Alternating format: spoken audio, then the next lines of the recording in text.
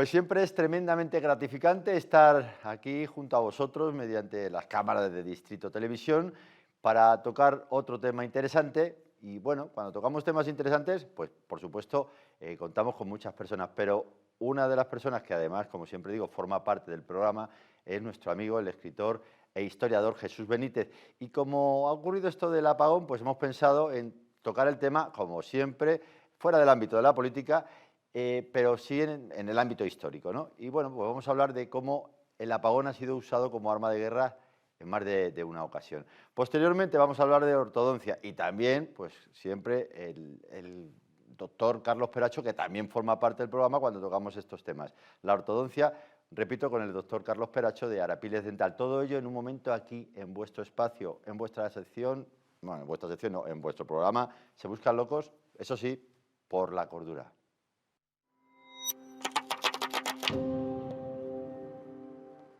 Olores, plagas y humedades indican problemas en la red de alcantarillado. Con más de 30 años de experiencia, en Service tratamos cada proyecto con respeto, empatía y dedicación. Nos destacamos por nuestro equipo humano que trabaja con confianza y honestidad. Entendemos la importancia del ser y la necesidad del cliente de sentirse acompañado en situaciones difíciles. Nuestra marca refleja ser profesionales y ser personas. Service, www.service.es. Locos, Locos, locos, locos locos o cuerdos. ¿Qué sentido tiene? Aquí solo se buscan respuestas. Desde el año 2015 se buscan locos por la cordura. Se buscan locos por la cordura. Se buscan locos por la cordura. En nuestro canal de YouTube y para todo el mundo. Suscríbete y no te lo pierdas. Para todo el mundo. Un programa presentado por José Macías. Suscríbete y no te lo pierdas.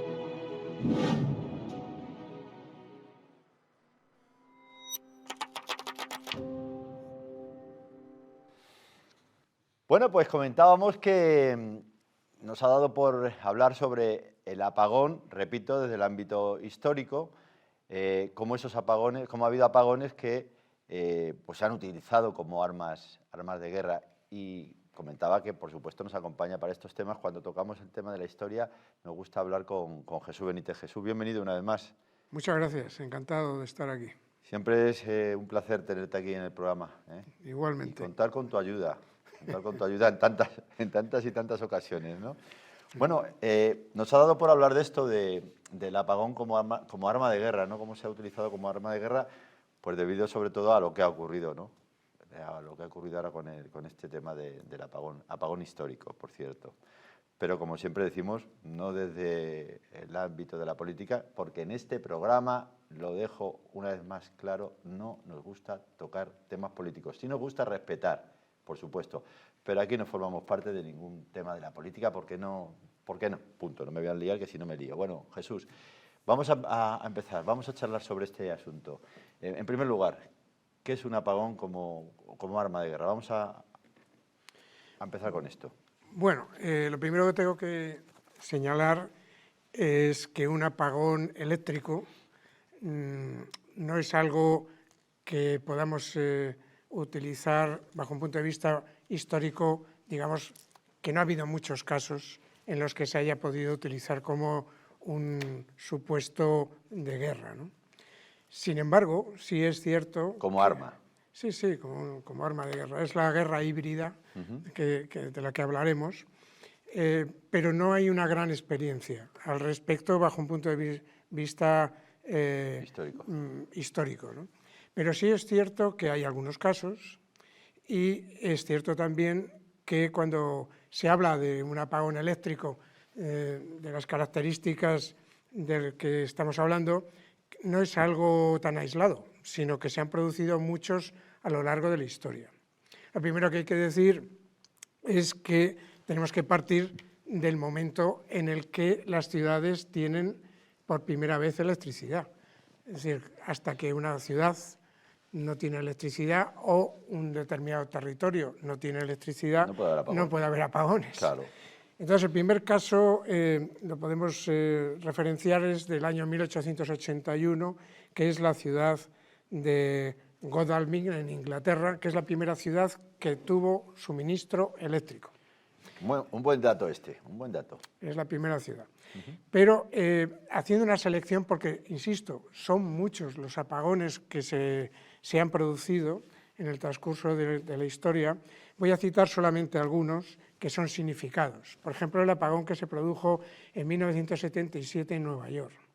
En Nueva York se produjo un apagón que duró horas, que afectó a 9 millones de personas y que coincidió con un hecho peculiar. Es decir, en esos momentos había un asesino en serie en Nueva York que estaba siendo buscado por la policía y en ese contexto se produce el apagón. Esto generó pues, una situación de histeria general en la ciudad, independientemente de que, como suele ocurrir en ocasiones, se produjeron saqueos, etcétera, etcétera.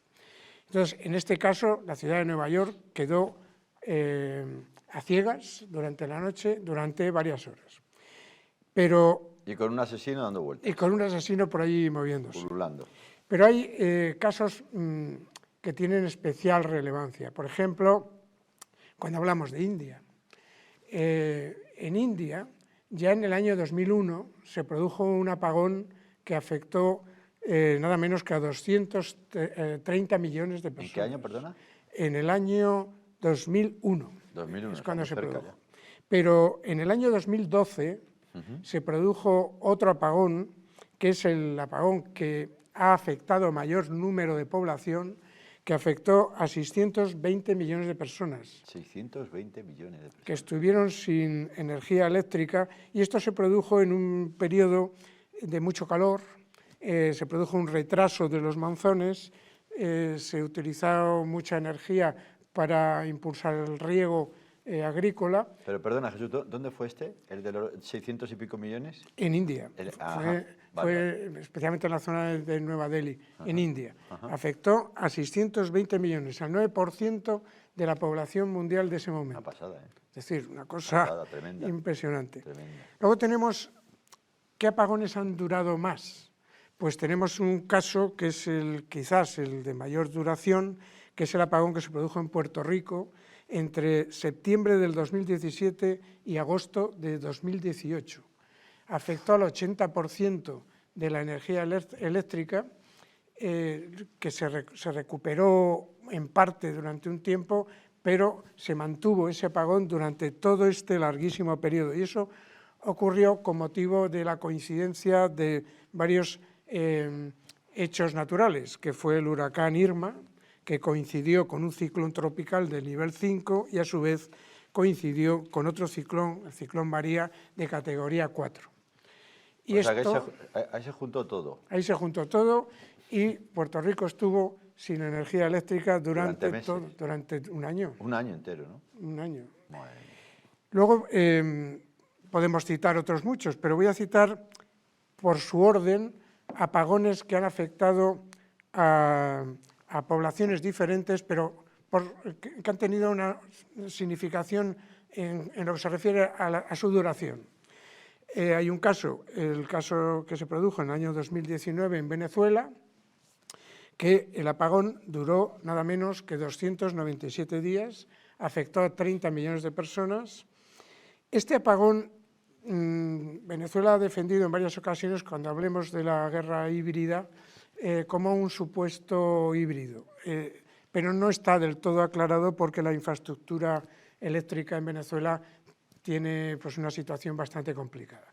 Pero es de los dos casos más significativos de guerra híbrida, uno de ellos es Venezuela. Luego tenemos otro caso, que es el que se ocurrió en 1981, que afectó durante 138 días. Y esto se produjo pues, porque había unos prisioneros quemando basura, afectaron a instalaciones eléctricas, se formó una bola de fuego y con motivo de ello estuvieron 138 días en Utah, Estados Unidos, sin energía eléctrica. Luego hay otro caso, que es el caso del Mármara en Turquía, que se produce en el año 2012, en el que ese apagón se mantuvo desde el 20 de mayo hasta el 28 de agosto.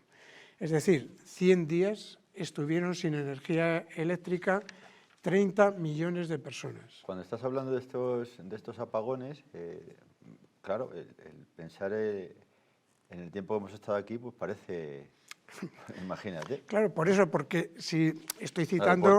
Puerto Rico, Claro. Puerto Rico, ¿en qué año has dicho que fue, perdona? El caso de Puerto Rico, el caso de Puerto Rico fue en el año 2018. 2018, o sea que no hace tanto realmente. Y fue un año, más de un año o algo así, ¿has dicho? Sí, sí, sí. Imagínate en comparación con nosotros, ¿no? Con 11 horas. Con 11 horas. Sí, sí, bueno. sí. Luego hay una particularidad, por ejemplo, en España, en el año 2007 se produjo un apagón en Barcelona y estuvieron afectadas 300.000 personas. Con motivo de ese apagón... ¿Cuánto tiempo? Pues también fueron horas. Fueron horas. Fueron horas también. Pero con motivo de ese apagón se produjeron indemnizaciones que alcanzaron aproximadamente los 20 millones de euros.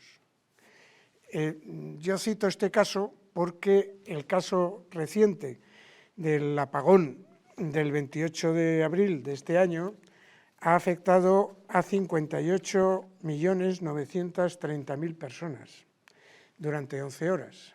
Si tenemos en cuenta que el apagón que hubo en Barcelona en el año 2007 representó un bloque indemnizatorio aproximadamente de unos 20 millones, ¿de qué podríamos estar hablando en la actualidad en el caso del último apagón? Pues de una cifra significativa. Oye, Jesús, quedan 2 minutos antes de irnos a publicidad. Te quiero hacer una pregunta. Una pregunta que, bueno, ¿tú crees que se va a volver a repetir el apagón que hemos tenido aquí?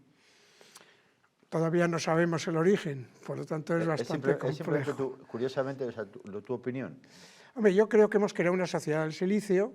La sociedad del silicio basada en la electricidad es una sociedad de alto riesgo y las probabilidades de que ocurra y se repitan situaciones de este tipo cada vez son más elevadas. Tanto porque se produzcan problemas técnicos directos, tanto si se producen en marcos de guerra híbrida, es decir, de carácter militar o no militar, y tanto por hechos de naturaleza puramente natural, que se produzcan acontecimientos energéticos derivados pues, de efectos Carrington, por ejemplo, por tormentas solares, y que producen efectos en todo el proceso de energía eléctrica existente en el planeta. O sea, desde tu punto de vista, es probable que pueda volver a ocurrir. De hecho, hechos naturales provenientes de tormentas solares se han producido reiteradas veces y científicamente está acreditado. Es decir, si hablamos del efecto Carrington, si quieres, entramos en ello, ¿no? Creo que mejor ahora a la vuelta de publicidad nos comentas esto y lo que sea menester, lógicamente. Bueno, pues como decimos, vamos a hacer ese corte de publicidad porque hay que tener bien claro lo que siempre decimos en el programa: sin la publicidad olvidar, pues no solo de pan vive el hombre, aunque sin él tampoco mucho puedes durar, que no me sale. Ahora sí, vamos a ese corte publicitario y seguimos en Se Buscan Locos por la Cordura.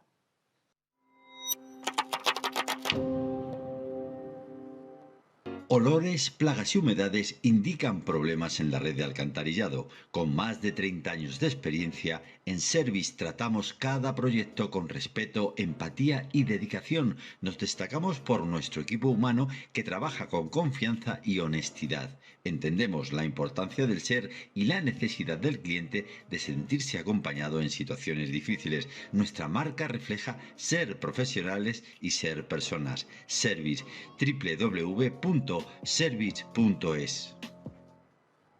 Locos, Locos, locos, locos, locos. o cuerdos. ¿Qué sentido tiene?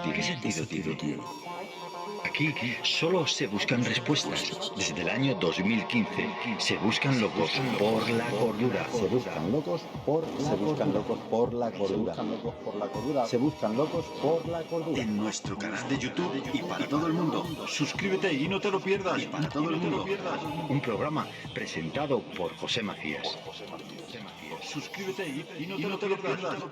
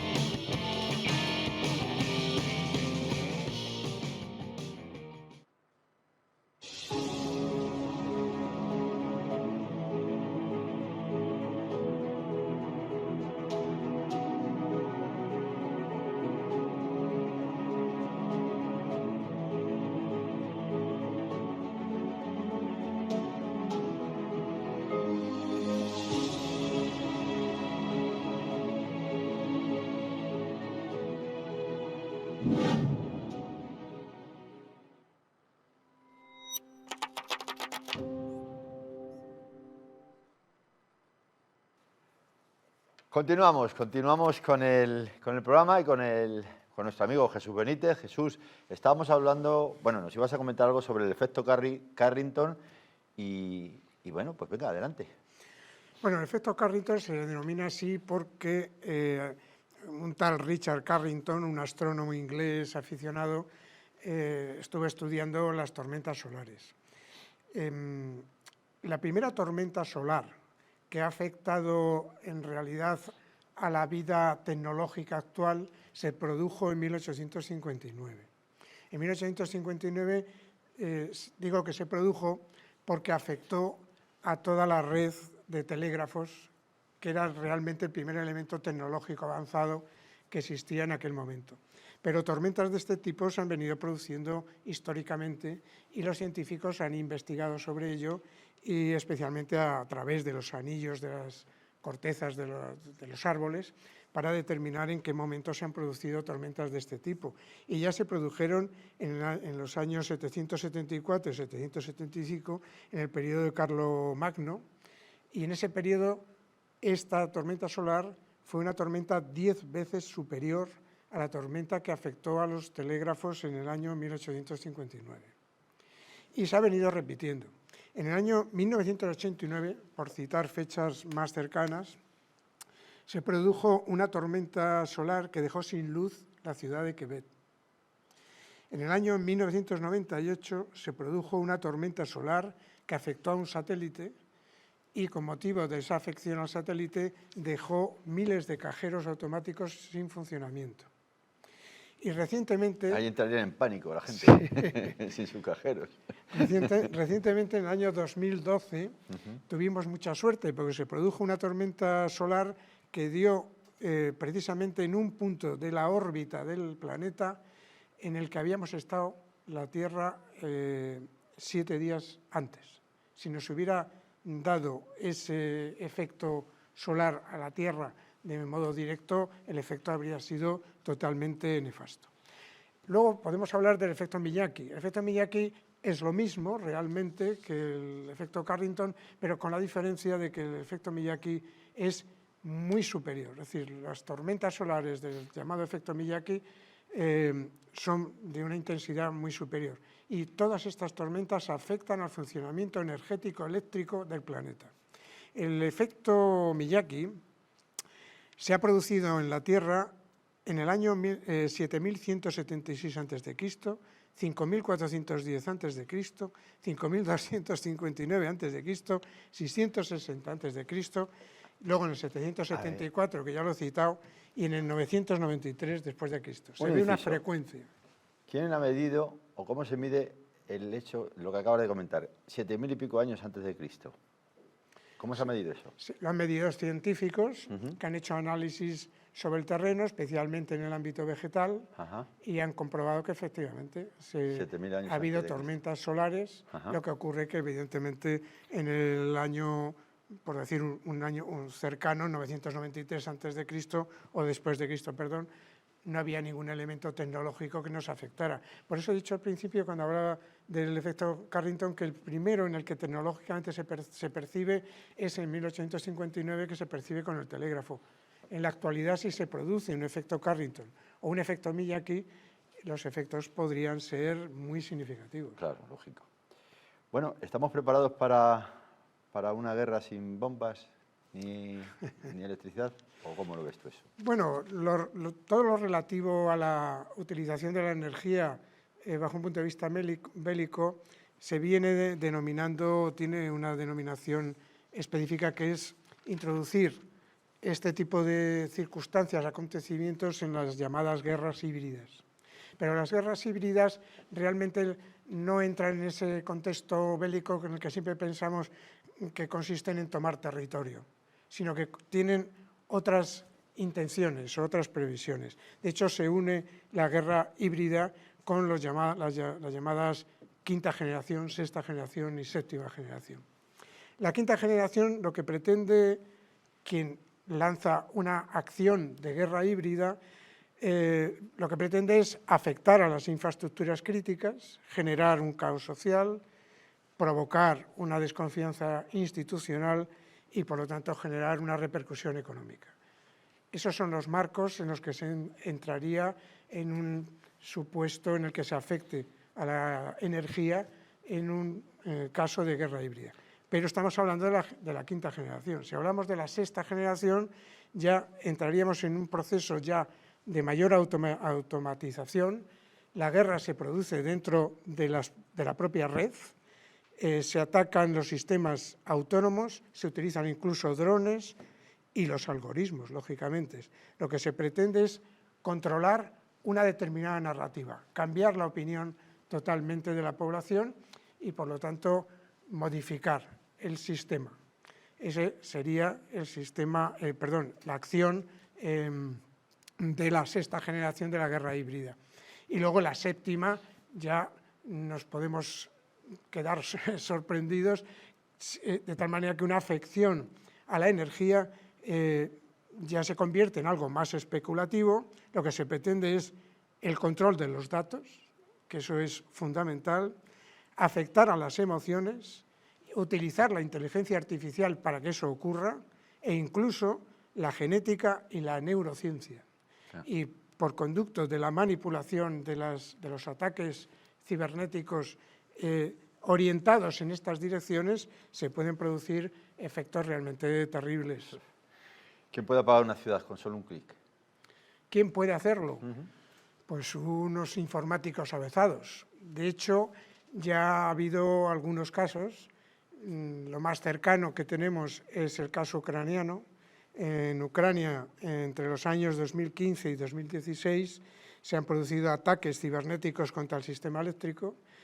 De hecho, están atribuidos al grupo ruso Satwar, y esta es la primera ocasión en la historia en la que se ha documentado la concurrencia de apagones por ataques cibernéticos. O sea que entonces ya podemos decir que estamos viviendo apagones como armas de guerra. En Ucrania sí. En Ucrania sí, ¿no? En Ucrania ya se han producido, y luego está el caso que antes he comentado de Venezuela, que está en debate, ¿no? Y luego los ataques informáticos que pretenden afectar a instalaciones energéticas, centros críticos, según el FBI y todas las entidades de seguridad en Occidente, se insiste una y otra vez que se están produciendo con mucha insistencia y que dichos ataques, no es que lo diga yo, lo dicen estas entidades, provienen principalmente de Rusia, de China y de Irán. Oye, Jesús, tú antes, durante la publicidad, has comentado algo que a mí me ha dejado dándole vueltas, meditando, y la pregunta que te quiero hacer es cómo reacciona la sociedad cuando no tiene luz, cuando no tiene agua, cuando no tiene conexión. Bueno, la capacidad de adaptación que tiene el ser humano yo creo que nadie la pone en duda, ¿no? También nadie pone en duda que en determinadas circunstancias puntuales el grado de egoísmo y de violencia puede ser muy elevado, pero también el de solidaridad. Entonces, en estos casos en los que se han producido apagones de tan larga duración y que han afectado a tan cantidad de personas, yo creo que ha primado más la solidaridad. También hay que decir una cosa, perdona que te interrumpa, sí. que en estos casos siempre ha habido una cierta alternativa, y me explico. Cuando la tecnología ha avanzado rápido, deprisa, y ha suprimido sistemas de supervivencia previos, entonces estamos en un riesgo mayor. Pero si vamos, por ejemplo, a India, pues India es un país en el que le quitas la energía eléctrica y tiene un gravísimo problema, pero también tiene medios alternativos. Pero en España, bueno, se ha hablado, y me parece muy bien, lógicamente, de la solidaridad y todo este tema, ¿no? Y por supuesto sin ser pesimista, ni mucho menos, ni catastrofista, ni nada. Pero el apagón, en comparación, volvemos a repetir con los apagones que has comentado antes, el de Puerto Rico, que me ha dejado impactado, por ejemplo, ¿no? Duró 11 horas más o menos, no lo sé, más o menos por ahí, ¿no? Pero imagínate que en vez de durar 11 horas, dura un mes. ¿Cuál habría sido la reacción? Quilosá. Es decir, eso es... Porque tú hablabas antes de lo de la comida en la nevera, ¿no? Sí, lo que nos ha preocupado han sido varias cosas durante este apagón, pero una de las cosas más extendidas era que a la gente le preocupaba que la comida en la nevera se estropeara. No digamos ya en las actividades de hostelería, que eso, la afección puede ser significativamente mayor. ¿Qué ocurriría? Pues yo prefiero pensar que nuestra capacidad de adaptación nos permitiría eso, adaptarnos, y que primaría, insisto, prefiero pensar eso, primaría la solidaridad mayoritaria, lo que no quita que hubiera supuestos de falta de solidaridad minoritaria. Has dicho prefiero pensar, me parece muy bien, pero ¿nos devolvería un apagón largo en el tiempo a la Edad Media o no? Bueno, de hecho, ya cuando se empezó a analizar en profundidad el efecto Miyake, el efecto Carrington, ya se han creado y se está trabajando no solamente en buscar fórmulas de protección para los elementos críticos, sino también para intentar evitar ese retorno a la Edad Media lo más posible. Oye, antes te he preguntado si creías que íbamos a tener si iba a repetir el apagón aquí en España, y te voy a hacer la pregunta más extensa. A nivel global, ¿qué opinas? A nivel global, es que es notoriamente diferente la sociedad occidental de la Tienes un minuto para contestarme, ¿eh? De la no occidental. En Occidente, yo creo que estamos bien acostumbrados a vivir bien, cómodamente. En otros territorios del planeta no ocurre exactamente eso. Por lo tanto, más probabilidades de sobrevivir ante situaciones de ese tipo las tienen aquellos que están más adaptados al medio en el que viven. Ya. Jesús, de gran final, ¿crees que estamos al borde de una guerra silenciosa y digital? No, yo creo que las guerras actualmente utilizan elementos militares y no militares. La guerra, digamos, de batallón en el terreno se sigue produciendo, por desgracia, pero paulatinamente se ha reducido de modo significado. La guerra híbrida es algo que poco a poco va avanzando como avanza la tecnología, y se generarán situaciones complejas en el futuro porque el ser humano tiene cosas extraordinarias, pero también aspectos bélicos. Jesús, siempre es un placer tenerte con nosotros en el programa. He disfrutado mucho en esta ocasión, como es usual cuando tú vienes al programa. Igualmente. Y bueno, la tecnología avanza, pero no sé, ¿no crees que el ser humano en vez de avanzar retrocede? La sociedad del silicio. La sociedad del silicio es una sociedad de riesgo. Muchísimas gracias, Jesús, como siempre, por ti. estar en el programa. Bueno, pues nada, que nos tenemos que ir a la publicidad. Cuando mejor me lo paso, pues también, si es que está claro, sin la publicidad olvidar, pues no solo para mi buen hombre, aunque sin él tampoco mucho puede durar. Vamos al corte publicitario y acto seguido nuestra sección, esa sección que me gusta tanto como es España Calidad, con el doctor Carlos Peracho.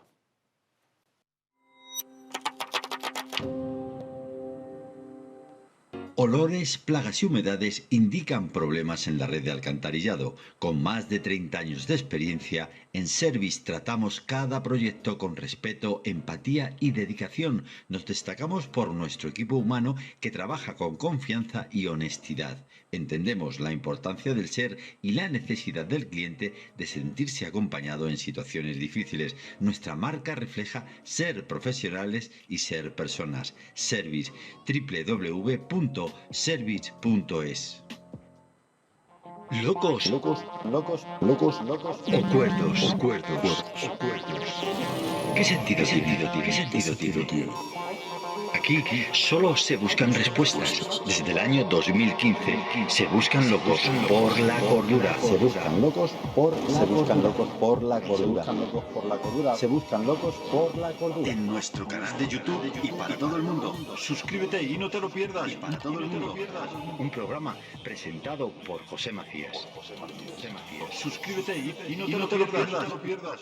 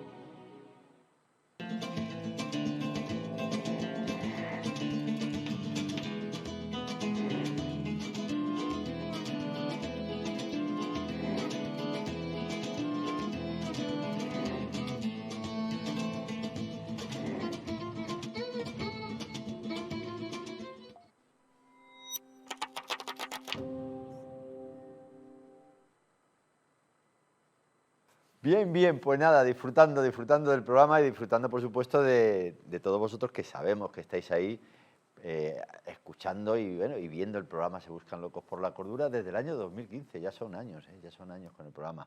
Bienvenido, doctor. Muy buenas, ¿cómo estás? Bienvenido, como siempre un placer tenerle aquí en el programa. ¿Qué le ha parecido lo que hemos estado tratando con Jesús Benítez? Muy interesante, la Interesante, ¿verdad? Sí, Un sí. año en Puerto Rico sin electricidad. Vamos, Y ahí los tienes cantando salsa. sin ningún problema han estado. Pero vamos, Muy bien. inimaginable aquí. Vamos a hablar sobre la ortodoncia, doctor. En esta ocasión hemos escogido este tema de la ortodoncia para que la gente sepa un poco de qué vamos a hablar. La mayoría de las personas lo saben, pero es bueno escucharlo de usted. ¿Qué es la ortodoncia? Bueno, pues la ortodoncia es una rama de la odontología en la cual pues alineamos los dientes en las bases óseas, pero no solo dándoles una estética, sino una función. También ayuda a corregir postura. Hay gente que tiene problemas de escoliosis, dolores crónicos, que podemos ayudarles con ortodoncia. Oye, una pregunta que nunca le he hecho, doctor. ¿Cuántos años lleva usted en el mundo de la odontología? Desde que me salieron los dientes, ¿Desde qué tal? desde el 2009. 2009. Son unos añitos, ¿eh? Sí. Muy bien. ¿Y el tema de la especialidad de la ortodoncia, qué le parece a usted? Entre todas las que tocan ahí en Arapiles Dental. Bueno, pues es una especialidad que yo personalmente no la ejerzo directamente, hay un compañero que la hace. Sí.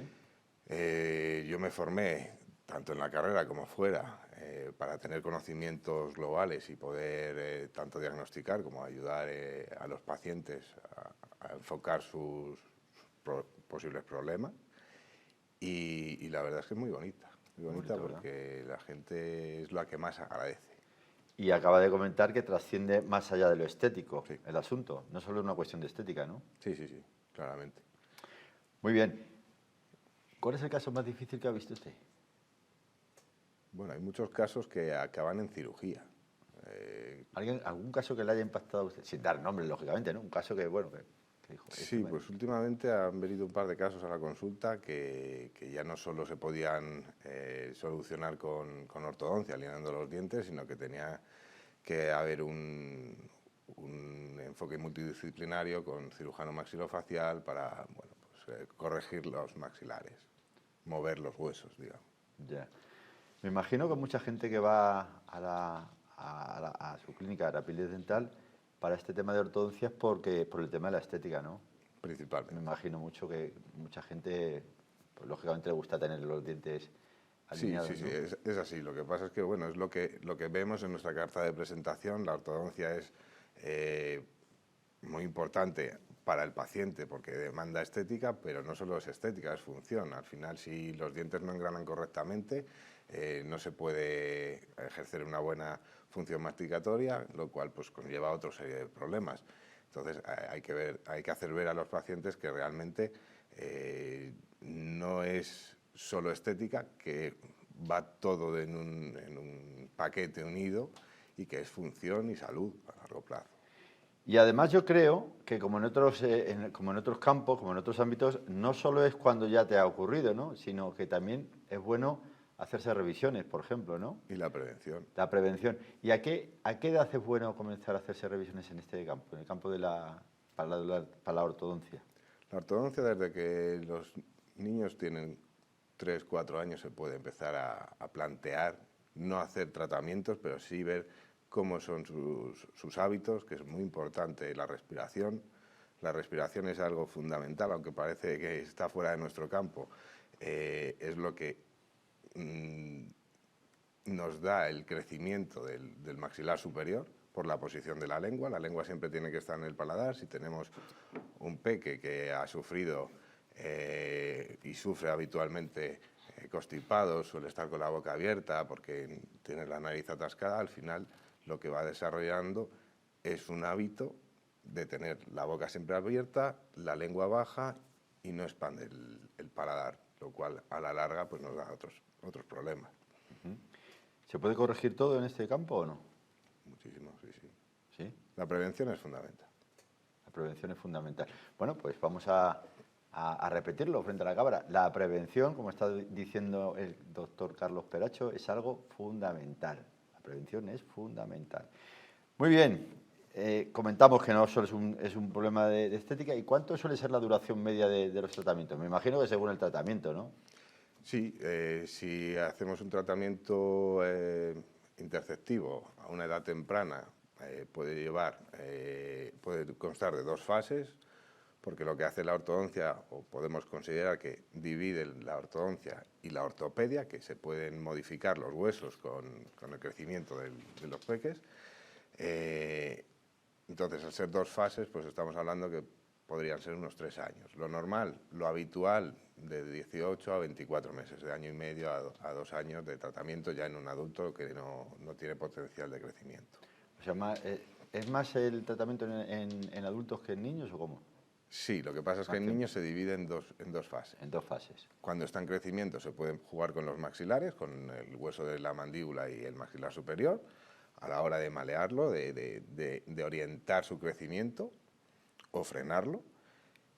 Cuando ha terminado lo que viene siendo ese potencial de crecimiento, los dientes posiblemente no estén correctamente alineados, pero sí ya tienen unas bases donde se pueden alinear sin riesgo a posibles efectos adversos, como puede ser que no haya hueso para moverlo en cierto sentido y nos quedemos con un diente en la mano. Claro.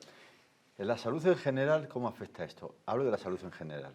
Pues ten en cuenta que por la boca entran todos los alimentos y todos los alimentos son salud, de tal manera que si no tenemos una buena eficiencia masticatoria, al final tenemos problemas de estómago y de todo. O sea, que es más grave de lo que parece, ¿no? Bueno, y en cuanto al tema de la ortodoncia invisible, ¿qué ventajas tiene? Bueno, principalmente es una ventaja estética, ya que no se ve. Hay gente que la lleva y nadie sabe que a una distancia social no se aprecia fácilmente. ¿Es por eso nada más? ¿Esa es la ventaja o tiene más? Tiene más. No se hacen llagas en la boca, o es mucho más difícil que se hagan por el roce de los brackets. o de los arcos, los alambres que se ponen para ir alineando. Luego, a la hora de las comidas y la higiene, se quita uno el alineador, come tranquilamente, se cepilla perfectamente y se la vuelve a poner. Normalmente se aconsejan 22 horas de uso del alineador. 2 horas comiendo, pues es difícil, pero bueno, a la gente que pueda estar. Bien, y en cuanto a precio, en cuanto al tema del invisible, el otro, ¿cómo está el asunto? Es muy... Pues está más caro, obviamente, el invisible. invisible, porque requiere bastantes más aparatos, lo que vienen siendo los alineadores, lo invisible. Primero se diseña virtualmente por ordenador de cómo está el paciente y cuál sería el objetivo final del tratamiento. Lo que vienen haciendo las fábricas de alineadores, que hay bastantes, es imprimir modelos con la secuencia de tratamiento y en cada modelo se van poniendo uno. Van poniendo acetatos para ir modificando. Cada movimiento se va haciendo poco a poco, no diente a diente, sino varios dientes a la vez, pero tiene que ir paulatinamente. Los alineadores se cambian cada 7-10 días, depende de lo que estime el ortodoncista, y ya está. ¿Qué pasa? Que como son mucho más elaborados que la ortodoncia tradicional o clásica, con bracket, que es cementar los brackets e ir cambiando los arcos, los alambres mensualmente, pues es bastante más caro. Y una cosa, doctor, ¿hay algún momento en que sí o sí tienen que ser brackets metálicos o no? Hay algunos casos que es más predecible, aunque cada vez los alineadores funcionan mejor, pero hay casos que son más predecibles utilizando brackets que alineadores. Como por ejemplo un caso. Bueno, personalmente a mí me gusta más cuando engranan los dientes. Al final, cuando tenemos los acetatos, los plásticos entre medias, engranar, hay que terminar ajustando muy bien la oclusión para que sea estable en el tiempo luego todo el tratamiento. Y sin embargo, el uso de los brackets junto con elásticos para poder terminar de engranar, como si fuesen los mecanismos de un reloj, las piezas, me parece más fiable. Es una opinión personal, aunque los ortodoncistas seguro que no están de acuerdo 100% en ello, pero yo lo prefiero. Muy bien. ¿Qué avances ha habido, qué avances recientes ha habido en este campo, el campo de la ortodoncia? Principalmente los alineadores. Los alineadores, ahora hay algunas casas comerciales que todo el proceso que yo te he comentado ahora de imprimir los modelos, ahora están ya intentando imprimir, y de hecho lo están haciendo directamente con impresoras 3D los acetatos, con lo cual, por una parte deberían bajar los precios, pero ese material de impresión 3D es más caro y requiere de más tiempo de cara a los profesionales poder incluirlo. Ha comentado el tema precio. ¿Cuál suele ser más o menos, a grosso modo, el precio de un tratamiento de ortodoncia con el invisible? Lo que tiene el invisible es que se divide en etapas. Entonces, primero se hace el estudio y según las etapas que se tengan que cumplir, el número de alineadores que se tengan que fabricar, se entra en un baremo, digamos, o en otro. Puede rondar desde los 2.500 hasta los 4.500, depende del número de alineadores. ¿2.500 a? 4.500. 4.500 y estamos hablando de tratamiento de completo. Ya. Completo. Pues está bien. Lo que tiene también el tema de los alineadores, muy positivo respecto al de los brackets, es que uno se ve previamente cómo puede acabar. Entonces, puede hacer modificaciones, cosa que con los brackets no se puede. No voy a decir que sea sorpresa, pero es más... Es una ventaja. No es tan físico.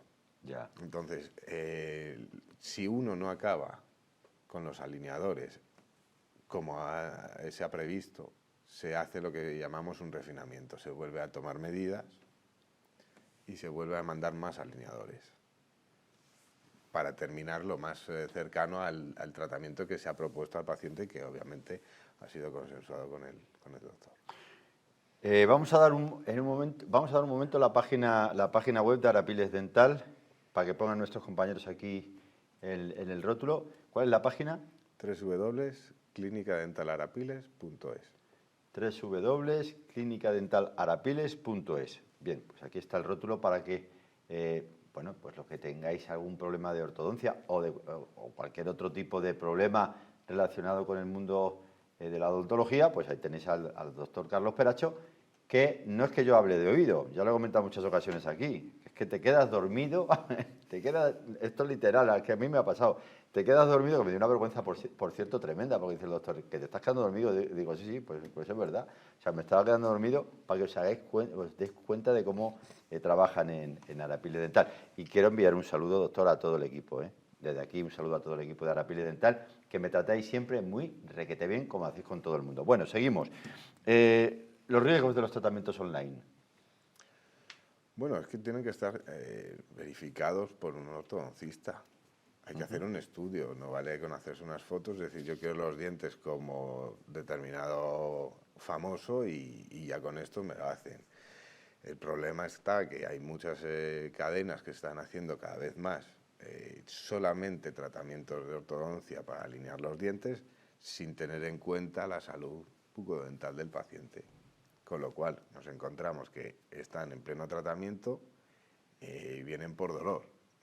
¿Por qué? Porque no se han diagnosticado caries que estaban ahí y que bueno, pues realmente al no seguir un diagnóstico previo a todo el comienzo del tratamiento, pues da problemas. En el caso, hablábamos antes de los niños, en el caso de los niños, ¿el dedo o el chupete afectan? Sí. Sí, ¿verdad? Es lo que comentábamos antes, un problema a la hora del crecimiento. El interponer un dedo genera una mordida abierta que los dientes anteriores superiores se abanican hacia adelante y los inferiores se van hacia atrás y queda la huella del diente. El chupete es lo mismo. El chupete, además, mucha gente, cada vez menos afortunadamente, para calmar, lo que hace es mojarlo en zumos que son ricos en azúcares o en miel o tal, para calmar al niño y que se calle. El problema es que es meter ahí muchos nutrientes a las bacterias que generan unas caries muy, muy rápidas. O sea que eso descartado completamente. Y cada vez más ahora hay mucha gente que se dedica al estudio de cómo deben ser esos chupetes para no interferir tanto en el crecimiento y en la posición de la lengua. Ajá. Igual que el biberón. Al final nosotros tenemos algo magnífico, que es que tomamos el pecho. El pecho genera una serie de movimientos en lo que viene siendo la boca para intentar succionar del pecho la leche, que cuando uno se cambia o le dan el biberón, por el motivo que sea, no tiene que hacerlo. Entonces el crecimiento se puede ver alterado. No hace tanto esfuerzo. De una boquilla, de un biberón, sale mucho más líquido que de una mama. Entonces, eso a la hora de que uno vaya al gimnasio, podemos denominar, y fortalezca y que aumente el crecimiento, se pierde en muchos casos. ¿Quiere decir que todos los niños que han tomado biberón tienen una carencia de crecimiento? No. Pero también hay que ver luego la dieta posterior. Las dietas posteriores, que cada vez más están industrializadas, son un problema. Necesitamos que las dietas sean duras y secas y fibrosas. ¿Para qué? Para hacer mucha masticación, para poder fomentar ese crecimiento. De tal manera que ahora, con todos los potitos, con todos los alimentos ultraprocesados, las hamburguesas, tal, no hay tanto crecimiento. O sea, pecho sí. Pecho, por sí, supuesto. Sí se puede, obviamente. Sí se puede, no todo el mundo claro. puede, pero sí. Al final lo mejor es lo natural, ¿verdad, doctor? Sí, de hecho, desde que surgió la revolución industrial, se han ido estudiando que cada vez ha habido y hay más maloclusiones, o sea, más problemas a la hora de engranar los dientes por parte de la población. ¿Por qué? Porque la dieta está industrializada. ¿Y hasta qué edad cree usted que sería lo mejor dar el pecho? Pues por lo menos 3 años, Por 2, lo 3 menos años. 3 años. Pero bueno, ahí cada uno... Sí, cada uno. Es un campo que no es el mío, yo no soy pediatra, pero yo considero 2 años, 3. Sí, me refiero por el tema de la De odontología. crecimiento, sí. Claro. Muy bien. Me ha gustado mucho esto que ha comentado, porque es verdad. Es una forma de hacer ejercicio los niños también. Sí, en ese al final es aspecto. ir al gimnasio. Uno, Claro. si come solo potitos, respecto a otra persona que coma frutos secos y que su dieta sea más, bueno, no sé si denominarlo paleolítico, que tenga que traccionar de la carne para hacer fuerza y demás, está haciendo que funcione más el mecanismo de crecimiento y sea más correcto. Así estoy yo de comer frutos secos, claro, como tiene que ser. Bueno, ¿cuáles suelen ser los miedos comunes en los adultos? Bueno, más que nada, con la ortodoncia es un tema estético. Muchos rechazan lo que viene siendo hacerse ortodoncia por no llevar brackets, habiendo alineadores. Pero con los alineadores no tienen ningún problema, no se te ve nada, ¿no? No, ahí nada. Ajá. Bueno, y, ¿hay beneficios tardíos o no? ¿En qué sentido? O sea, me refiero, te pones unos alineadores, por ejemplo, y los beneficios suelen ser muy a largo plazo o no. Sí, ten en cuenta que lo que hemos comentado al principio, o sea, no es solo la estética y la función masticatoria, sino que hay gente que puede corregir incluso dolores crónicos. Dolores crónicos, ¿como qué tipo de dolores? Dolores de cabeza, De cabeza. dolores cervicales, a la hora de hacer una oclusión, si estamos cargando más un lado que el otro, por la razón que sea, estamos cargando más un lado de la musculatura y eso puede producir cefaleas.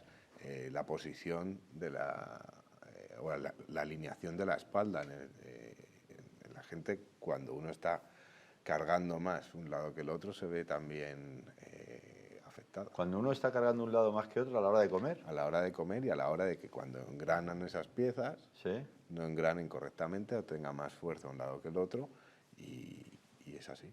O sea, la importancia tan tremenda que según lo estoy escuchando, de que los dientes encajen bien. Sí, los dientes tienen que encajar bien y nosotros tenemos que ser responsables a la hora de comer, de tener un hábito de comida unilateral balanceado, o sea, comer por un lado y cambiar el alimento al otro, de un lado al otro. ¿Cada No cuánto siempre, tiempo?